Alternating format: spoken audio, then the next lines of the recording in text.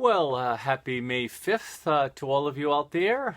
Cinco de Mayo for those that are Hispanic in nature, in terms of what you might be celebrating today. But certainly nice to be in May.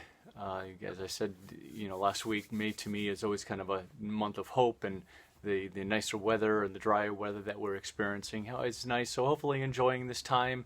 Again, challenges exist all around us, but where we are in terms of Psalm 23, just reminding us of the care of our shepherd and how that care is especially important, knowing the just desperate need that sheep are in terms of the care that is necessary. So this really is a great picture for us as we are exposed to need, as things come up that challenge us, just taking in light of what the Psalm says and just how the God is willing to be the shepherd.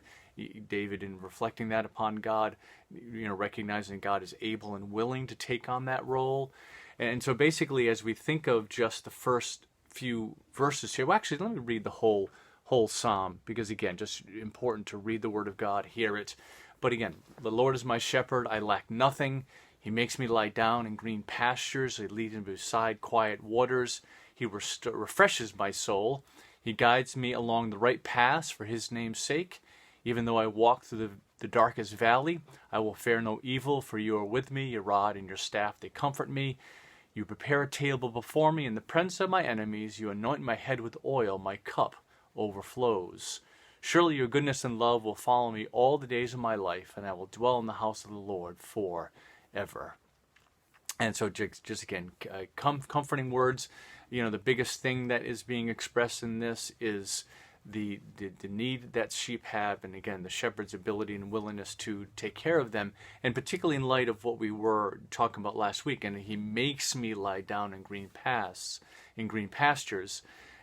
Just what that takes in terms of what the sheep deal with in order to be able to lie down, overcoming the fear, overcoming pests, overcoming disruptions amongst themselves, and just the difference that exists when the shepherd is present, and how sheep, just a calm will come over the herd when the shepherd is present, as compared to when he's not there, and that being a reflection of what the psalm is really communicating. Now, when we move on to the last part of the second verse, he refreshes my soul, or he restores my soul.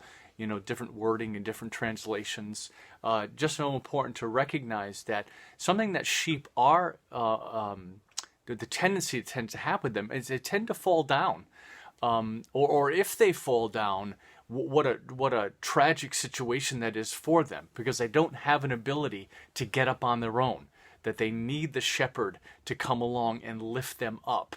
And so when Philip Keller is engaging with this text, he says that this refreshing my soul, this restoring my soul is really a good picture of the shepherd coming along and picking the sheep up, because, again, life-threatening in terms of them falling over. In fact, when we think about Jesus leaving the 99, or the picture that he gives of the shepherd leaving the 99 to go seek for the one very good explanation of that, he's going to seek the one, because if that one has fallen down, again, they would be lost, and that's the safety and protection, the care that the shepherd would have even for that one sheep. Now there are three things that a sheep would, a condition that would be in the sheep that would lead to this falling down. One, as they get too comfortable. Again, these are things that Philip Keller, expresses. Too comfortable in terms of just not really paying attention about where they're standing, where they're walking. Maybe they hit a soft spot on the ground and they lose their footing. But it really is reflective of just a lack of awareness, a lack of attention to where they are. And I think this really does point to, in terms of our life, where we are, that our Christian lives, it does need to be an intentional life. Whereas I think the ideas of joy, of peace, of freedom, of contentment, those things guarding our hearts, providing for our souls, and yet on the other side of that, we are told to be vigilant. We're told to guard our hearts. we're told to be aware of the things that are around us. The temptation that comes from Satan, the fact that Satan is roaming around like a roaring lion, seeking whom he might devour. So again, that intentionality that we need to have, along with, again, the peace, the joy, the contentment, it's one and the same. We have to be in both places. And the fact that sometimes we get tripped up, right? When we're not being intentional, we're not being aware, we're not being cognizant of what's kicking around in our hearts, what's going around in our circumstances, what's being projected to us from the world. We can kind of get lazy, we can get too comfortable, and we can fall down. And that's kind of the picture that Philip Keller tries to create in terms of, okay, what is David saying about sheep, and how is that analogous to our lives? Another thing that caused the sheep to fall down is that they can have actually too much wool. They actually get too bulked up. I'm not sure if you've ever dealt with sheep, petted a sheep.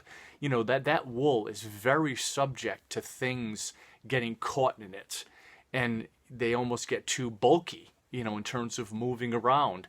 And this is really representative of the sin that can be in our life.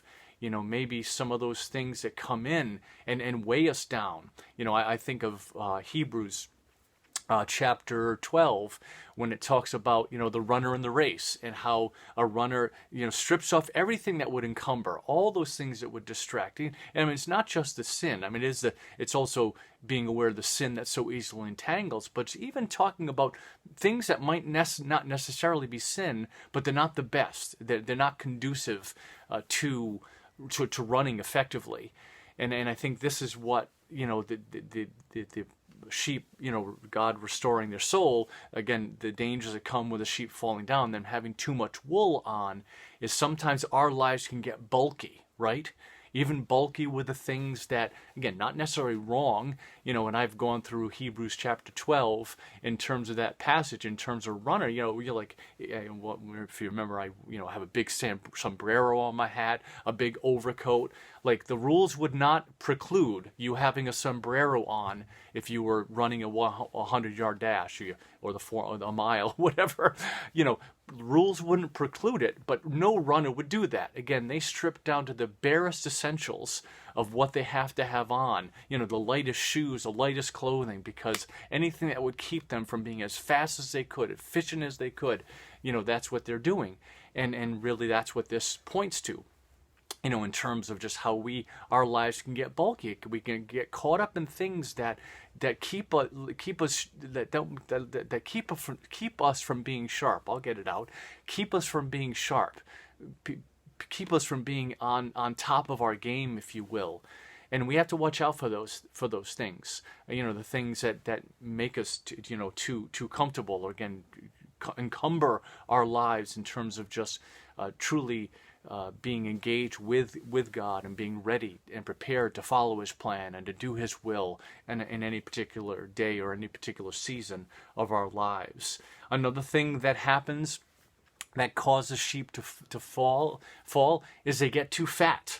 And this is kind of, maybe a little similar to what we just talked about in terms of the wool and all the things that can kind of get caught in it, and the things that we can get tripped up on in terms of what's in our around our lives is we get too wealthy, we get too fat, we just find things in our lives that I think about the wealthy man, in terms of Jesus and what He talks about in His parables, that, okay, I've got my barns, and what do I focus on? If I've got barns and my barns aren't big enough to hold my wealth, what do I focus on? I focus on bigger barns. That it's not about me giving or me taking what God has blessed me with and then bringing it to someone else and using that as a steward to bless someone else. No, I'm just looking to continue to pile things up on me. Just continuing to spend stuff on myself. So maybe this is an indication in terms of us getting too fat. It's too self-focused. That all the provisions I have, all the supplies that I might have, the provisions in my life, what does that become? It becomes about me. It's not about other people. It's not about me taking what is mine and then giving it away to someone else. And so all these things, again, lead to a sheep being cast down, falling down, and again, how threatening a situation that is for a sheep. And we even think about this whole idea of refreshing my soul. Again, the things we might learn in terms of a sheep falling down, the conditions that might come about us being too comfortable, having too much wool, us being too fat, in terms of our spiritual lives, in terms of our, the things that disrupt, the greater cause of Christ, the greater improvement of our character, the refining of ourselves, iron sharpening iron, if you will. And being intentional about the way we live our lives. All those things I think are part of this, but even in addition to that, we're restoring our soul, and just recognizing all the things that come against us in terms of our minds, in terms of what is projected into our soul, and how it can damage, it can destroy, it can corrupt. And the fact that part of what God seeks to do in his ministry to us is to refresh our soul, is to restore our soul, is to build us back up through his word, through his spirit, and through prayer, through our engagement with him, where now all of a sudden, if our souls, again, fear has come in, anger has come in, different things that are corrupting to our soul, God in his ministry towards us and taking care of us, being a shepherd, is he restores our soul. He keeps, when we're falling down, he picks us up. He comes with his grace. He comes with his discipline. He comes with the things that would allow us to come back up and restore us in our relationship with him, restore us in our fellowship with him, but then also just repairing our souls, giving us the truth, giving us a forgiveness that allows us to bounce back, allows us to come back to a place where our lives are engaged with him, that we are being more intentional about our lives. We are being more efficient in terms of the way we live. We're more cognizant of how we're managing blessings, how we're dealing with the things that, things that aren't necessarily bad, but they can become burdensome. They can become an encumbrance to us living our Christian lives. And so I think that's a lot of what we would learn from, just the God, the shepherd, coming along and restoring our souls, making us being peakly efficient, living for the best, not just the good, living for the best in terms of what God would have for us.